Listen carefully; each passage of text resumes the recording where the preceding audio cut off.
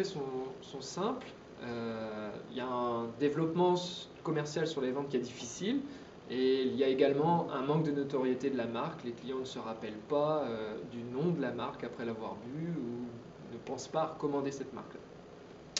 Voilà, donc de ces problèmes, nous avons fait une analyse, à savoir une analyse force, faiblesse, menace et opportunité, plus communément appelée le SWOT. Et donc de cette analyse SWOT, on a sorti des causes de ces problèmes, à savoir le positionnement actuel et la visibilité faible du produit. Donc nous souhaiterions mettre en place des objectifs à plus ou moins long terme, à savoir une augmentation des ventes et un renforcement de l'image de marque du produit. Donc, à savoir qu'il est très important, donc ces solutions ont été envisagées sous certaines contraintes, notamment la contrainte de temps, de budget et de moyens humains. Comme toute démarche marketing, il y a le marketing stratégique et le marketing opérationnel. Donc suite à une segmentation et un ciblage, nous avons pu déterminer 3 cibles.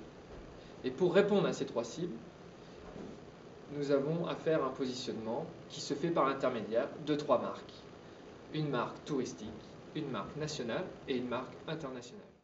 Et donc comme vous l'a dit Simon, 3 cibles égale 3 positionnements égale 3 marques. Donc à savoir qu'il va falloir mettre en place 3 marketing. Un marketing plutôt touristique avec jouer sur le côté local, tradition et expérience afin d'attirer tous les clients touristiques. Un marketing national afin de créer une visibilité, une entité nationale. Et enfin un marketing international jouant plutôt sur l'expérience, une nouvelle fois, le luxe et la nouveauté. Au niveau du marketing opérationnel, il faut voir concernant la marque touristique qu'il est nécessaire de conserver le produit original.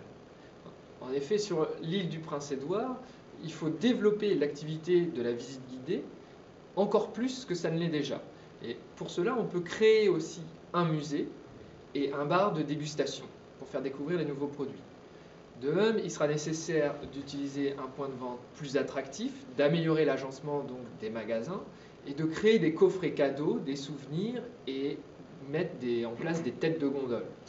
Mais comment attirer tous ces clients potentiels au sein des points de vente et de l'île du Prince-Édouard? En créant une communication auprès des sites touristiques de la région sur les futures visites de la distillerie et les 2 magasins de l'île du Prince-Édouard, notamment grâce à des flyers qui sont des outils de communication pas très chers et qu'il est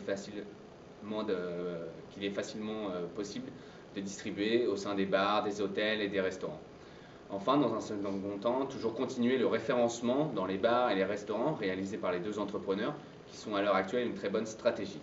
Alors tout ça aura pour objectif naturellement d'être indépendant sur son choix stratégique du marketing mix, notamment par la maîtrise des 4 P, le prix, la place, la promotion et le produit. Alors cet objectif est à très court terme parce qu'il doit être mis en place en avril, mai pour le début de la saison touristique. Du marketing opérationnel, notamment au niveau de la marque nationale, malgré des contraintes budgétaires, nous pensons qu'il serait bon de changer de nom, de logo et de packaging, en gardant un packaging relativement simple, mais cela permettrait de rendre une meilleure visibilité du produit auprès du grand public. Un deuxième marketing opérationnel pourrait se réaliser en intensifiant le social media marketing, à savoir stimuler les pages Facebook par le biais de compétitions photos, d'offres promotionnelles.